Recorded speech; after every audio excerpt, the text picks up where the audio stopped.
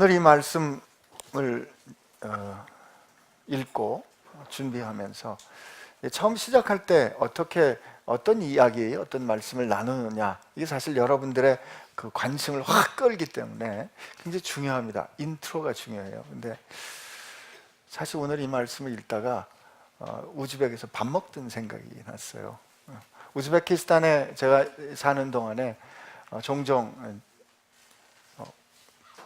소위 말하는 우리 이제 아웃리치를 갔습니다. 단기 선교를 지방마다 다니면서 치료도 하고 전도도 하고 하는 일을 며칠씩 하는데, 가면 저희가 보통 현지인 집에 머물곤 했습니다. 그러면 이제 그 마을에서 그래도 외국 사람들이 왔다고 좀 살만한 집에 저희들을 이렇게 이제 안내를 해주면 그 집에서 주는 이부자리며 그 집에서 내주는 밥이며 이런 것들을 먹습니다. 근데 이제 저희가 일하는 동안에 되게 저녁 다 먹고 갑니다. 근데 저희를 도와주는 고려인 할머니가 미역국도 끓여주고 된장국도 끓여줘서 우리 저녁 다 먹었어요. 근데 집에 가잖아요.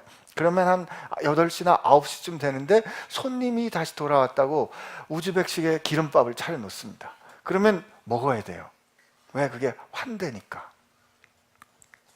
그럼 이제 그날 또 이제 저녁 그 밥을 다시 한번 먹습니다. 다 먹고 나면 이슬람은요, 식후 기도를 해요. 밥 먹고 나면 이렇게 들고 이제 이렇게 뭐라고 하면서 오민 하고 기도합니다. 그러면 우리 밥 다 먹고 다 같이 이렇게 올려서 이렇게 기도합니다. 오민. 환대입니다. 환대. 내가 당신들을 우리 집에 손님으로 환대한다. 이 하스피탈리티예요. 환대. 그러고 보면 제가 사랑하는 우리 선생님 집에 제가 이렇게 제 가정교회를 할 때 선생님 집에 가면 그 마찬가지로 기름밥을 하죠. 근데 기름밥이 그 기름에다가 이 쌀을 넣어서 이렇게 밥을 짓기 때문에 엄청나게 기름집니다. 밥을 이렇게 뜨면, 근데 요즘은 그게 익숙해져가지고 말하려면 침이 나와요. 근데 이렇게 이 밥을 이렇게 뜨면 기름이 쭉 흐르는 밥이에요. 근데 그 밥을 처음에 먹기 힘들거든요. 그래서 이제 선생님이 가만 보니까 이 친구가 그거 매운 거랑 같이 먹으면 잘 먹더라 이거예요. 고추장하고 비벼 먹을 수는 없잖아요. 그러니까 그분들의 음식을 그분들 스타일로 먹어야 되는데 그걸 이렇게 괴로워하면서 먹는 걸 보고 선생님이 알았어요. 제가 고추를 집에 가니까 조그만 고추나무를 하나씩 이 화분에 심어놓고 제가 먹을 때 같이 가서 식사를 하면 꼭 저를 위해서 고추를 2개를 따줍니다. 너 매우니까 너 매운 거하고 같이 먹으면 이거 잘 먹더라. 이거 환대입니다. 환대. 지난주 읽었던 성경 말씀이 어떻게 끝이 나는지 아세요? 지난주 읽었던 성경 말씀에서 오늘 상당 부분이 재방송이에요. 재방송인데 사실 관점은 조금 다릅니다. 지난주 2주 동안 우리가 10장에서 읽었던 것은 누가가 고넬료와 베드로 사이에 일어났던 이 사건을 누가가 우리에게 들려주는 거예요. 다시 한번요. 고넬료와 베드로 사이에 일어났던, 혹은 고넬료와 베드로 사이에 성령께서 하신 일을 누가가 우리에게 들려줘요. 그런데 오늘 우리가 듣는 거는 똑같은 이야기를 다시 듣지만 오늘 우리가 듣는 것은 베드로가 겪었던 그 일, 똑같은 하나님께서 베드로와 고넬료 사이에 행하신 그 일을 베드로가 유대교회에 들려주는 이야기를 누가가 다시 들려주는 거예요. 그러니까 조금 다릅니다. 그럼 재방송이에요. 지난주에 어떻게 끝나냐면, 지난주 우리 48절 한번 볼까요? 48절 이렇게 돼 있어요.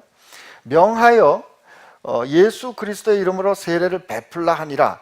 그 나머지 한번 우리 같이 읽어볼까요? 시작. 그들이 베드로에게 며칠 더 머물기를 청하니라.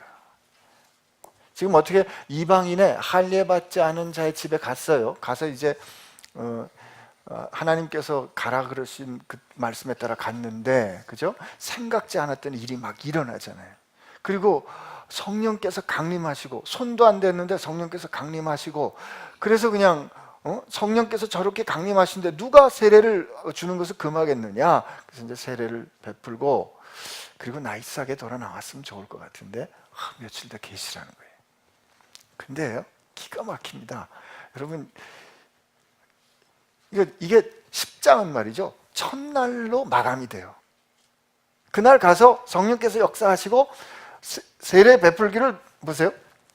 세례 베풀면 누가 그 말이요? 하고 예수 그리스도 이름으로 세례를 받으라고 하고, 그랬더니 고넬료와 그 집 식구들이 며칠만 우리 집에 좀 계셔주세요. 이건 언제? 첫날 사건, 첫날 이들을 초청하는 거로 10장은 끝이 납니다. 그리고 11장은 이렇게 시작이 돼요. 유대에 있는 사도들과 형제들이 이방인들도 하나님의 말씀을 받았다함을 들었다 그랬잖아요. 그때 전화가 있는 거 아니잖아요. 이메일이 있는 거 아니잖아요. 팩스 있는 거 아니잖아요. 그러면 가이사랴에서 예루살렘까지 소식이 전해지려면 사람이 갔어야 되는데 적어도 며칠은 거기 머물렀다는 거죠. 그죠? 며칠 베드로가 이들과 함께 머물렀고, 여기 보면 사도와 형제들이 이방인도 하나님의 말씀을 받았다함을 들었으면 할렐루야! 너무너무 기쁜 일이잖아요. 그죠? 이방인들도 하나님의 말씀을 들었으면 얼마나 감사한 일이에요. 그런데 그 다음에 베드로가 예루살렘에 올라갔을 때 할례자들이 비난하여 이르되 내가 무할례자의 집에 들어가 함께 먹었다 하는 갈등이 생기는 겁니다. 근데 이 빈 11장과 12장 사이에 어떤 일이 있었을까? 저는 이렇게 상상해 봤어요. 지금 나중에 보니까 베드로와 함께 6 형제가 갔거든요.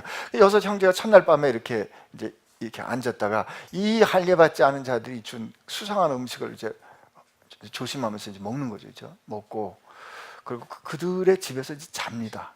그냥 이불을 덮는 것도 영 찜찜해요. 근데 자는 거죠. 그죠? 그 다음날 아침에 다시 일어나서 그 사람들이 또 베푼 고넬료가 얼마나 기뻤겠어요. 그래서 막 그냥 기뻐서 잔치를 귀한 음식 차렸을 거 아니에요. 그럼 그 음식도 이렇게 먹고 그들과 함께 교제하고 그들과 함께 이제 그때는 시간이 있으니까 예수님께서 어떤 일을 하셨는지 그런 얘기 들려줬겠죠. 그러다가 혹시 그 중에 한 형제가 베드로에게 이렇게 묻지 않았을까요? 베드로 사도님, 우리가 여기서 이렇게 하는 거 예루살렘에서 알면 어떨까요? 괜찮을까요? 그럴 때 베드로가 이렇게 답했을 것 같아요. 아니, 성령께서 저렇게 임하시는데 세례를 베푸는 걸 누가 막을 수 있겠는가? 그 마지막 얘기 다시 아니요, 세례 주는 건 괜찮은데 이 사람들하고 먹고 이 사람들하고 같이 이렇게 지내는 게 괜찮을까? 나중에 확인해 봐야 되겠지만 베드로 사도가 이렇게 대답했을 것 같아요. 세례를 받았으면 고넬료는 이제 우리의 형제입니다. 그러면 시편에 있는 말씀처럼 형제가 서로 연합하여 동거함이 얼마나 선하고 아름다운 거. 그가 형제 되었기 때문에 우리가 이렇게 연합해서 함께 교제할 수 있는 거, 이거는 주님께서 기뻐하시는 일이라고 난 배웠습니다. 나 이번에 깨달았습니다. 이렇게 이제 베드로가 말했을 것 같아요. 그리고 며칠을 그렇게 거하고 이렇게 기쁜 소식과 함께 예루살렘 교회에 돌아갔는데 말이에요. 예루살렘 교회에 딱 당도하니까 사람들이 예상했던 반응이 아닌 거예요. 예상했던 반응이 아니고 혹시나 했던 그 반응이 그냥 툭 튀어나온 거죠. 어떻게 무할례자의 집에 가서 당신들 그렇게 오랫동안 머물 수 있습니까? 하는 그런 비난이 일어나는 겁니다. 이 대목에서 우리가 이제 질문을 이렇게 할 수 있어요. 아니, 이 모든 것 다 제가 계속해서 성령님이 제일 바쁘셨고 성령께서 다 오케스트레이션 하시고 성령께서 다 감독하시는데 왜 예루살렘 교회에서는 이 고넬료의 집에서는 그렇게 기쁨과 환대함과 용납과 그간의 그 이방인과 유대인이 이제 하나가 되는 그런 새로운 기쁨의 교제가 있었는데 그때 왜 예루살렘에서는 이 사람들을 향한 비난과 갈등과 이런 판단과 이런 일이 일어난 걸까? 성령께서 역사하신다는 말이죠. 우리도 이런 일 겪지 않습니까? 근데 저는 이렇게 생각합니다. 우리 가운데 갈등이 없고 우리 가운데 문제, 해결해야 될 문제, 씨름해야 되는 고민이 없으면요, 우리가 누군지 진짜 잘 모릅니다. 더군다나 이 공동체 가운데서요, 여러분 지금같이 이렇게 우리가 별 문제 없이 서로 이렇게 앉아가지고 이렇게 문제 없이 이렇게 나이스하게 예배하고 가슴 뭉클뭉클한 감동을 얻어가고 이때까지는 좋아요. 그러나 우리 가운데 어려운 일이 생기잖아요. 우리 가운데 진짜 생각지 못했던 갈등이 일어나잖아요. 그때 내 속 안에 있는 일들이 올라옵니다. 하나님은 우리가 생각지 않았던 위기, 생각지 않았던 어려움을 통해서 물을 휘휘 젓듯이, 이게 물이 이렇게 가만히 가라앉아 있으면 속 안에 뭐가 있는지 몰라요. 그러나 어려운 일을 통해서 예상치 않았던 일과 부딪히게 해서 우리를 뒤집어 엎는 거예요. 왜? 하나님께서, 성령께서 베드로를 당신의 뜻에 따라 빚어가야 했듯이 이제 예루살렘 공동체도 빚어가야 했거든요. 여러분, 이거 그렇게 간단한 일 아닙니다. 저도 말씀을 준비하고 설교하다 보면 여기 말한 이 할례파들 말이에요. 여기서 3절에 2절에 보면 할례자들이 비난하여 그랬거든요. 이 할례자들이 비난하여를 그냥 싸잡아가지고 이 할례자들이 이렇게 옹졸하고 말이죠, 고루하고 이 사람들 저 고집불통이고, 이렇게 쉽게 평가할 수 있어요. 하긴 이 사람들 잘한 거 아닙니다. 이때 이 비난하다는 게 디아크리조라는 말인데, 디아크리조라는 말이 나누다는 뜻이에요. 나누다는 뜻이. 야, 우리는 예수 믿는 할례받은 선택받은 사람인데 어떻게 하나님께서 선택한 사람이라는 그 프로시저를 받지 않은 그 사람들하고 우리가 같아질 수 있는가 하는 이런 나누는 태도, 이게 그 사람들에게 그렇게 나누는 것으로 자기를 구별하려는 태도가 사실은 그 고넬료가 베드로에게 보여줬던 그 hospitality, 그 환대, 고넬료가 베드로에게 보여줬던 그 사랑스러움, 그리고 그것을 받아들인 그 베드로의 용기가 이들이 그렇게 그걸 놓고 비판하고 판단하는 것 때문에 이게 영어 단어를 쓴다면 hospitality가 hostility로 바뀐 거예요. 환대가 혐오로 바뀌는 거란 말이에요. 여러분, 우리 이런 일을 쉽게 일어날 수 있습니다. 예를 한번 들어볼까요? 제가 목사가 됐기 때문에 말이죠, 가끔 주례해야 됩니다. 안 놀라시네요? 좀 놀래주세요, 이럴 때. 근데 이제 주례를 이렇게 하려고 준비를, 이제 그러면 생판 모르는 사람 주례할 수는 없잖아요. 그러니까 이제 서로 만나서 얘기를 좀 해보면 저는 한 가지 확인을 합니다. 어떤 걸 확인하냐면, 결혼할 두 사람이 서로, 이 결혼이란 게 그런 거 아니겠어요? 결혼이란 남편이 아내의 인생에 책임 있는 사람이 되겠다는 거예요.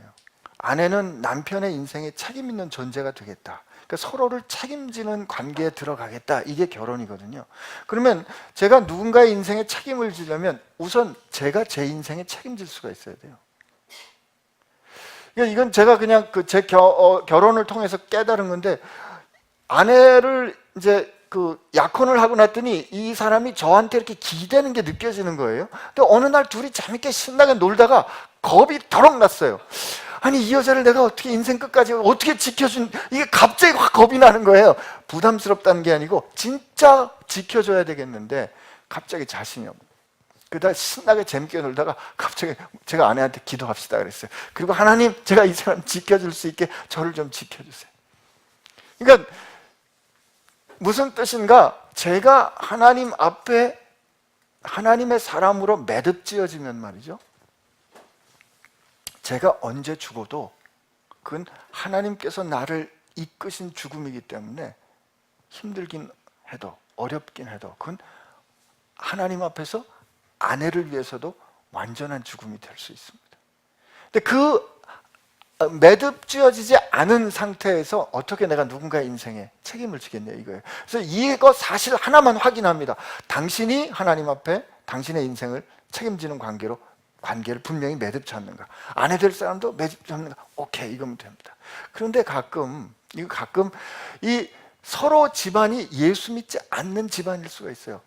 색시의 집안은 예수 믿는 집안인데 신랑의 집안이 예수 믿지 않는 집안일 수가 있다 이거예요. 그럴 때 그럼 어떻게 할 거냐.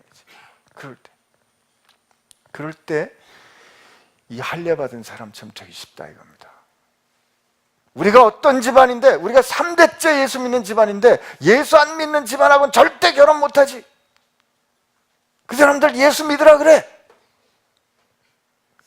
좋은 뜻이에요.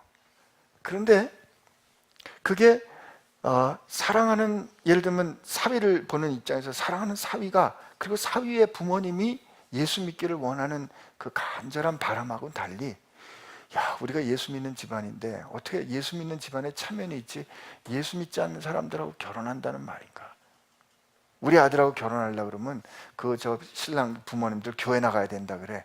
여러분, 이럴 때 그 결정은 말이죠, 결혼을 위해서 예수를 믿어주는 게 되기 때문에, 예수를 믿는 것 같이 가장 존귀하고 가장 사랑스럽고 가장 거룩하고 가장 아름다운 일이 그저 수단처럼 되는 겁니다.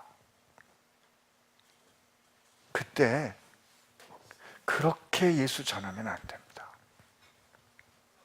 그렇게 조건을 걸면 환대가 아니라 증오로 느껴져요.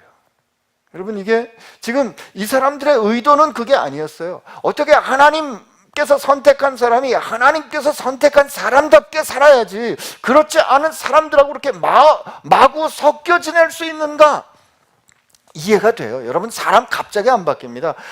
또 이게 사람이라는 게 특히 먹는 거 말이죠. 이게 어떻게 하면 어떤 비유에 해당이 될까? 베드로가 가서 지금 고넬료의 집에 가서 밥 먹는 게 어떤 느낌일까?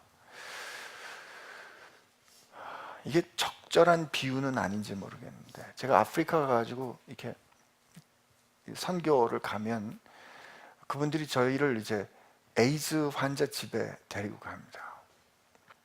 그럼 에이즈 환자 집에 가면 그분들이 그 가난한 집에서 그래 손님이 왔다고 차를 대접을 해요.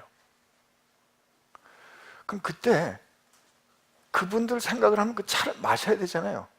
그 제 지식은 말이죠, 이 차 마셔도 절대로 감염 안 된다는 거 알아요. 의사니까. 여러분, 그렇게 해서 에이즈 감염되는 거 아니에요. 근데 감염이 안 되는 걸 아는데도 불구하고 제가 그 차를 맞아서 이거 넘기기까지는 여러 번의 생각과 여러 번의 결정이 필요합니다. 결심하고 격려하고 그래서 먹어야 돼요. 그냥 쑥 편안하게 안 먹어져요. 온 몸으로 경계하고 힘들고 두렵고 낯설고 한 거예요. 그러나 그거를 넘어설 수 있도록 가기까지는 많은 노력이 필요한 거거든요. 지금 이스라엘 사람들은 모태신앙이에요. 이 할례 받은 사람은 저 같은 모태신앙, 누대로 그렇게 살았거든요. 그렇게 살아온 사람들이 어느 날, 아 그래요? 이제부터는 그래, 주님께서 모든 것 입으로 들어가는 거, 아 주님께서 다 깨끗하다 그러셨으니까 우리 이제부터 막 먹으면, 이거 안 됩니다. 절대로 안 됩니다. 사람이 생각이 바뀌고 빚어지는 데는 시간이 필요해요. 저는 하나님께서 베드로를 그렇게 빚어갔듯이 지금 이 예루살렘 교회에 예수 믿는 유대인들도 지금 빚어가는 작업이라고 생각해요. 그러므로 여러분 주변에서 이제 예수 믿는데 생각이 잘 안 바뀌는 사람들, 옛날 습관, 혹시 남편이나 아내가 저 예수 믿는다면서 아직도 안 바뀌는데 좀 기다리세요. 시간이 필요해요. 금방 안 바뀝니다. 너 예수 믿는다면서 어떻게 그럴 수가 있어? 라고 말하는 거는 폭력적인 거예요. 여러분, 타협하라는 뜻은 아니에요. 그러나 기다려줘야 됩니다. 기다려줘야 돼요. 주님도 이들을 이렇게 다루셨어요. 오늘 이거는 우리가 그냥 할례파 유대인들, 이 속 좁은 놈들 이렇게 그냥 꾸짖고 비난하고 정죄하고 넘어간다면 우리도 이 할례파하고 똑같아지는 거예요. 근데 오늘 이런 일을 겪는데, 그러니까 며칠 동안 누가는 거기서 뭐 했다, 베드로가 뭐 했다, 이거 누가가 직접 들려주지는 않고 이 베드로를 비난하는 할례파의 입을 통해서 들려줘요. 증언해줘요. 무슨 뜻이냐면 할례자들이 그들을 비난해서 베드로와 그 6명의 형제들이 뭐 했냐면, 내가 무할례자의 집에 들어서 함께 먹었다. 그죠? 그죠? 오늘도 갈 길이 먼데 이게 앞에서 자꾸 머무르면 안 되는데, 근데 이제 왜 누가가 베드로가 거기 고넬료 집에 있으면서 그들이 어떻게 먹었고 무슨 음식을 어떻게 먹었는지 소개를 안 해줄까? 이건 제 상상입니다. 만약에 누가가 고넬료 집에 있을 때 베드로는 음식을 이렇게 먹었고 포도주는 이렇게 마셨고 손은 어떻게 닦았다, 이 얘기 들려주잖아요. 우리가 성경 어떻게 읽냐면, 아 그래, 이제부터는 이방인에 갔을 때는 손은 3번 닦아야 되고 빵은 뭘 먹어야 되고, 왜 성경에 그렇게 나왔잖아, 이렇게 됐을 가능성이 많습니다. 적용 잘못하거든요. 그러니까 지금 하나님께서 나중에 나오지만 그들도 우리와 같아진, 성령 강림으로 같아진 본질적인 게 확인되면 말이에요, 나머지는 자유로운 거예요. 남은 자유로울 수 있도록 여기 이게 공간을 우리에게 준 거예요. 근데 베드로가 그렇게 밥 먹은 거에 대해서 지금 베드로는 비난받고 있어요. 너 밥 먹었다 이지, 밥 먹었다. 여러분, 우리가 하나님의 뜻에 따라서 하나님의 말씀에 순종해서 어떤 결정을 하고 어떤 행위를 행했는데 비난받을 수 있어요. 지금 베드로 비난받았잖아요. 근데 여러분, 그때 용기 가지십시오. 비난받았지만 지금 우리는 그거 어떻게 듣고 있어요? 그때 그들이 그 할례 받은 자들이 베드로를 향해서 어떻게 무할례자와 함께 먹었느냐 라고 그들을 비난하면서 뭘 증언해 줬어요? 베드로가 무할례자의 집에 가서 머물렀고 그들과 함께 그들이 대접한 음식을 먹었다라는 것을 비난함으로 증언해 준 거잖아요. 비난할 때 얼마나 확실히 증언해 주겠어요? 그죠? 그냥 확 있는 대로 다 증언해 줬을 거 아니에요? 여러분, 이게 뭐예요? 그들의 비난은, 그들이 베드로를 향한 그 비난은 말이에요. 지금 우리는 어떻게 읽어요? 베드로는 하나님께서 사랑하신 이방인들의 집에 가서 이방인들과 같아지는, 그들과 함께 동일시하는 성육신적인 선교적인 삶을 그들이 살아냈다. 베드로는 넘을 수 없는 벽을 넘어간 삶을 살았다, 행동을 했다. 이렇게 우리는 하나님께서 행하신 놀랍고 아름다운 사랑의 행위로 그 비난을 듣고 있잖아요. 그죠?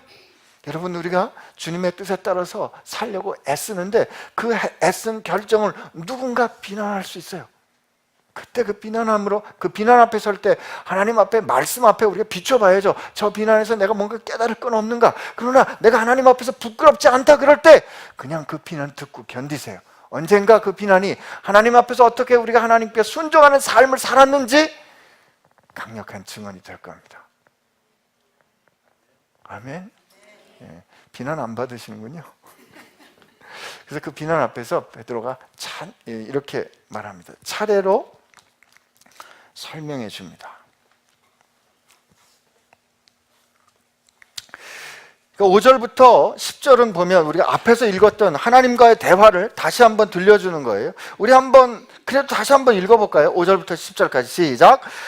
이르되 내가 요바시에서 기도할 때 황홀한 중에 환상을 보니 큰 보자기 같은 그릇이 내 귀에 매어 하늘로부터 내려 내 앞에까지 드리워지거늘 이것을 주목하여 보니 땅에 네 발 가진 것과 들짐승과 기는 것과 공중에 나는 것들을 보이더라. 또 들으니 소리 있어 내게 이르되 베드로야 일어나 잡아먹으라 하거늘 내가 이르되 주님 그럴 수 없나이다. 속되거나 깨끗하지 아니한 것은 결코 내 입에 들어간 적이 없나이다 하니 또 하늘로부터 두 번 소리가 있어 내게 이르되 하나님이 깨끗하게 하신 것을 내가 속되다 하지 말라 하더라. 이런 일이 세 번 있은 후에 모든 것이 다시 하늘로 끌려 올라가더라.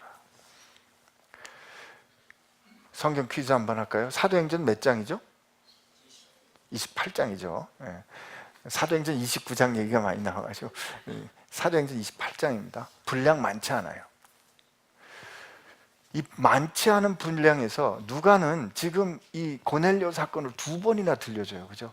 10장에서 이미 충분히 얘기했는데 11장에서 그냥 이렇게 베드로가 차례로 설명하고 그러면 되잖아요. 베드로가 차례로 설명하고 그 다음에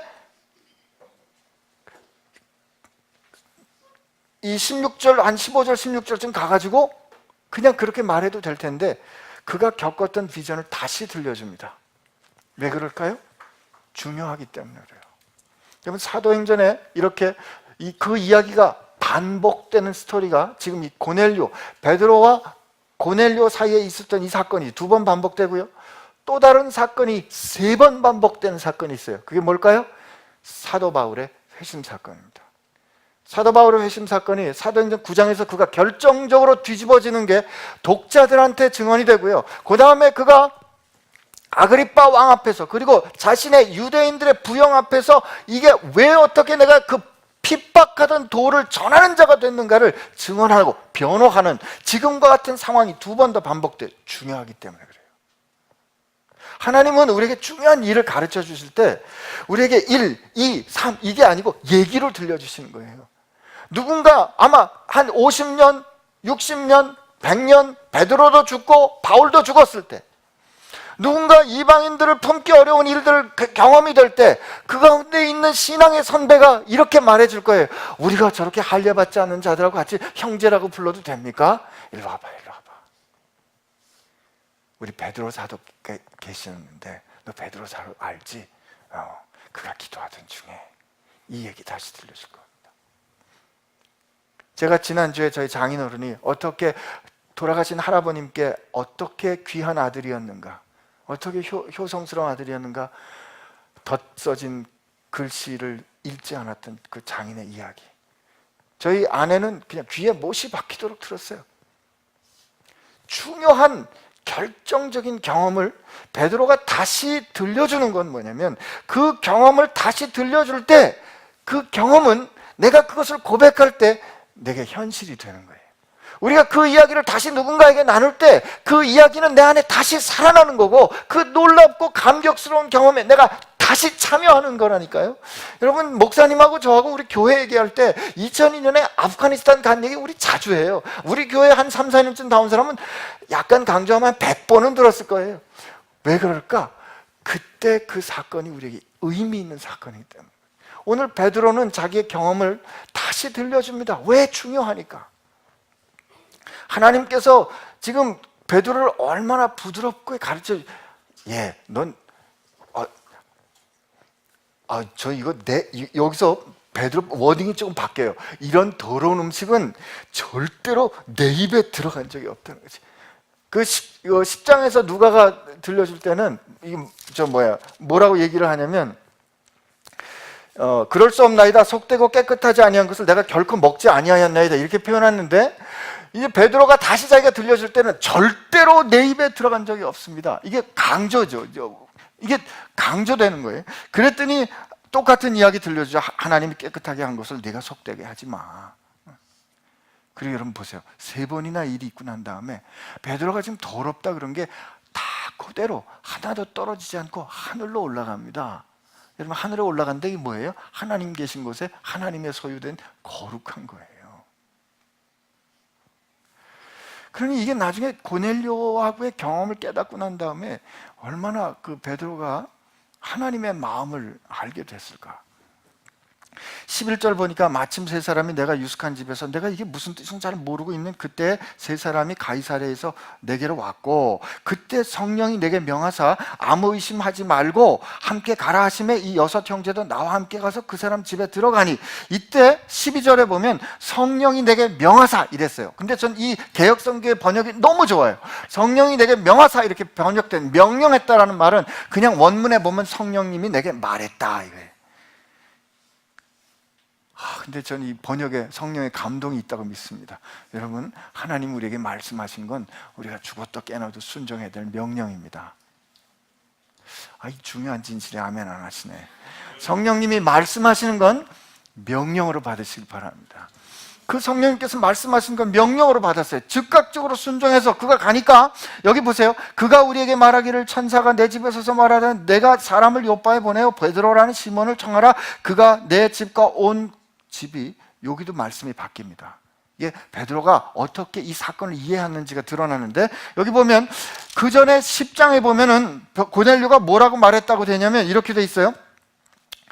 그 33절에 보면, 내가 10장 30절, 내가 곧 당신에게 사람을 보내었는데 오셨으니 잘하였나이다. 이제 우리는 주께서 당신에게 명하신 모든 것을 듣고자 하여. 고넬료가 그때 말한 게 주께서 당신에게 명하신 모든 것을 듣고자 하여. 근데 그거를 베드로는 뭐라고요? 구원받을 말씀이에요. 그러니까 무슨 뜻으로 해석했다? 베드로, 하나님께서 나를 이 고넬료에게 보낸 것은 그들에게 구원받을 말씀, 곧 예수 그리스도의 사건을 전하라고 하셨구나 라고 깨달았다는 거죠. 근데 그 다음 말씀 보세요. 그렇게 그들이 구원받을 말씀을 내게 이르리라 함을 보았다 하거늘, 15절 우리 한번 같이 읽어봅시다. 시작. 내가 말을 시작할 때 성령이 그들에게 임하시기를 처음 우리에게 하신 것 같이 하는지. 아멘. 여러분, 이 밑줄 그세요. 나를 별로 사랑 안 하시는군요. 근데 보세요. 뭐라고요? 지금 구원받을 말씀을 내게 이르리라. 그래서 베드로가 뭐라고 이걸 해석했냐면, 내가 말을 시작할 때 베드로가 이제 예수님이 그랬는데 그냥 성령이 오신 거예요. 이게 베드로가 그 상황을 받아들인 거란 말이에요. 베드로가 지금 예수께서 우리를 위하여 이렇게 말씀을 왜 우리 전도해야 되잖아. 메시지를 전해야 되잖아요. 우리가 메시지를 전해서 이 사람들이 그 메시지를 꼭 깨달아야, 그래야 그리고 반응할 텐데, 지금 입을 열어가지고 말씀을 시작하는데 그냥 성령이 오신 거예요 라고 베드로가 들려준 거지. 여러분, 이건 우리에게 뭘 가르쳐줘요? 고넬료의 회심 사건은 베드로가 뭘 잘해서 된 게 아니라는 거지. 베드로가 지금 자기의 공로를 부인하는 거예요. 내가 그 사람들한테 뭐 말하려고 그런 게 아니고 이제 말 좀 해보려고 하는데 성령께서 오셨다는 거예요. 여러분, 하나님이 얼마나 급한 거 느껴지세요? 성령 하나님이 얼마나 급했으면, 그래도 하나님이 너 가서 말해 이러고 말씀하신 건 있으니까, 그죠? 그 말씀대로, 그래서 이제 일단 시작했는데 그냥 오신 거예요. 그 다음에 이어지는 그 베드로의 고백을 보면, 근데 내가 그렇게 말을 시작할 때 성령이 그들에게 임하시기를, 가만히 보니까 여러분, 베드로가 이걸 착각할 건 아니에요. 베드로라는 건 이 초대교회 기둥 같은, 이게 성령의 역사다 아니면 그렇지 않다를 분별할 수 있는 권세, 권위, 책임, 능력을 부여받은 사람이거든요. 근데 그때 성령께서 그들에게 임하시기를 처음 우리에게 하신 것과 같이 하는지라. 우리가 사도행전 2장에서 마가의 다락방에 모여서 주님께서 약속하신 대로, 약속한 바 성령을 기다리라 했을 때, 우리가 마가의 다락방에서 기도할 때 강한 바람처럼 불처럼 강권적으로 하나님의 역사에 따라 하나님께서 결정하셔서 그의 경륜에 따라 그가 임하시는 그대로 똑같이 그에도 임했다는 거죠. 이게 무슨 뜻이에요? 그들과 나는 하나님 보시기에 똑같다. 그때 내가 주의 말씀에 요한은 물로 세례를 주었거니와 너희는 성령으로 세례를 받으려 하시는 것이 생각났어요. 말씀이 생각나는 거예요. 주님의 말씀이 생각나 그의 말씀이 성취되는 걸 베드로가 봤다 이거예요. 그리고 그런즉 그가 어떻게 해석을 하냐면, 그런즉 하나님이 우리 주 예수 그리스도를 믿을 때 주신 것 같은 선물, 곧 성령을 그들에게 주셨으니 내가 누구에게 하나님을 능히 맡겠느냐. 저는 이때 베드로가 하나님의 마음을 알았다고 생각해요. 여기 삼위 하나님 있잖아요. 삼위 하나님이 고백되잖아요. 그런즉 하나님이 우리 주 예수 그리스도를 받을 때 주신 것과 같은 선물, 성령을 그들에게 주셨으니. 여러분, 성령께서 임하셨다, 이건 도장 찍는 게 도장. 사람이 이게 컨트로버시가 없어요. 이게 이럴까 저럴까 변론의 여지가 없어요. 그냥 성령께서 임하신 건 이건 이건 내 뜻이야 라고 확증해 줬잖아요. 근데 그 오시는 모두가 이방인, 이 할례받지 않은 이방인, 이 할례받지 않았다. 이게 여러분, 여기서 저 무할례자의 집에 들어가라고 했을 때 그 할례받지 않다라는 말은, 우리가 사무엘 상에 가보면 사울이 말이죠, 사울왕이 죽을 때 자살합니다. 그러니까 블레셋과의 전투에서 죽을 때 자살하는데, 자기의 옆에 시종 들던 그 시종에게 자기를 죽이라 그래요. 그러면서 왜 죽이라 그러냐면, 내가 어찌 저 할례받지 않는 자들에게 죽을 수 있느냐. 다윗이 그 블레셋 누구예요? 골리앗이 와가지고 하나님을 막 모독할 때 말이죠, 다윗이 뭐라고 푸르푸르 떠냐면, 아니 어떻게 저 할례받지 않는 자가 사시는 하나님을 모독할 수 있느냐. 이 할례받지 않았다는 게 그들에게 볼 때는 말할 수 없이 하여튼 이게 막 굉장히 심한 욕이 그게 너 할례받지 않는 이거예요, 이거. 근데 그 할례받지 않은 그 집에 가서 할 때는, 우리는 그래도 주의 말씀에 따라서, 우리 할례받은 우리들은, 예수님 쫓아다닌 우리들은, 부활의 증인된 우리들은 예수님 말씀대로 마가의 다락방에서 모여서 기도하다가 성령 받았는데, 그죠?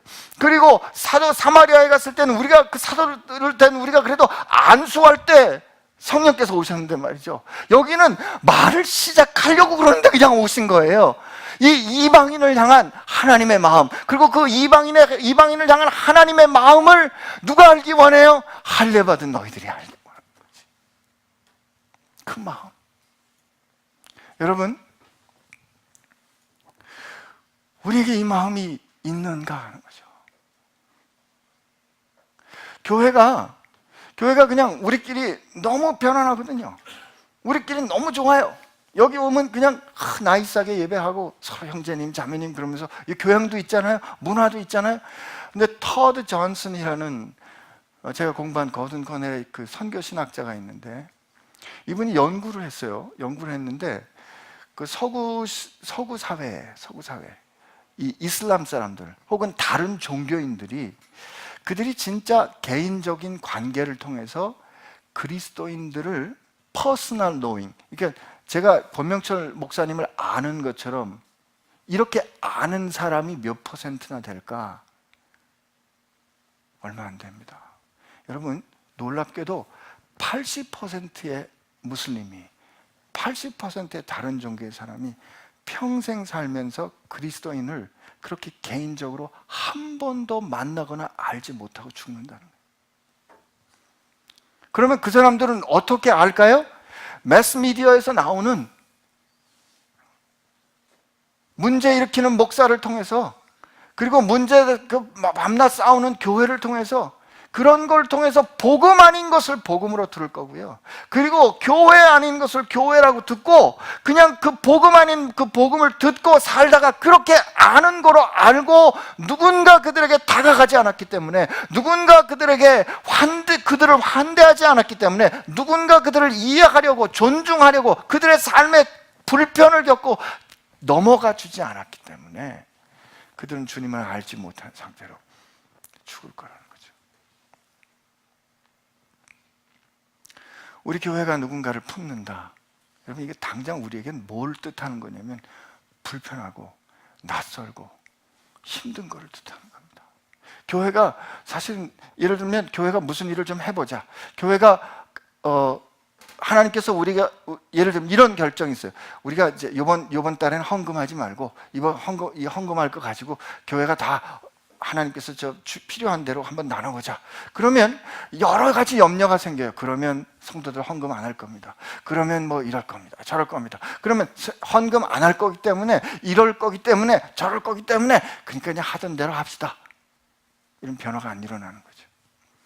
위험을 감수 안 해요. 하나님께서 원하시는 건 말이죠, 저 필요한 세상에 우리가 그들에게 다가와서 위험을 감수하는 걸 하나님께서 기뻐하시는데, 위험을 감수할 때 우리가 겪어야 되는 불편함 때문에, 위험을 감수할 때 우리가 겪어야 되는 낯선 일 때문에, 예상치 못한 일을 우리가 제대로 해결할 수 없을 것 같으니까 안 가는 거죠. 머물러 주저앉아 있는 거예요. 여러분, 이게 개토에 있는 겁니다. 개토에.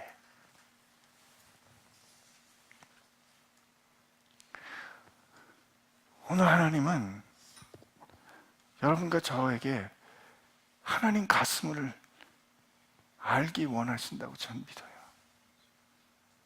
지금 하나님은 당신의 사랑을 당신이 택한 사람들을 통해서 이렇게 나누고 싶은데, 그 사랑 모르고 그냥 그렇게 살다가 죽어가는 사람들에게 내가 그들을 얼마나 사랑하는지, 네가 가서 그냥 내 말에 순종해서 가기만 하면, 그들 옆에 가기만 하면 그냥 성령께서 오시고 싶은데, 그거 안 가는 우리의 이 고집셈 때문에 오늘 베드로는 내가 누구이길래 하나님께서 가시는 그 길을 막아서겠는가라고 고백했는데, 우리가 지금 하나님의 길을 막아서는 줄도 모르고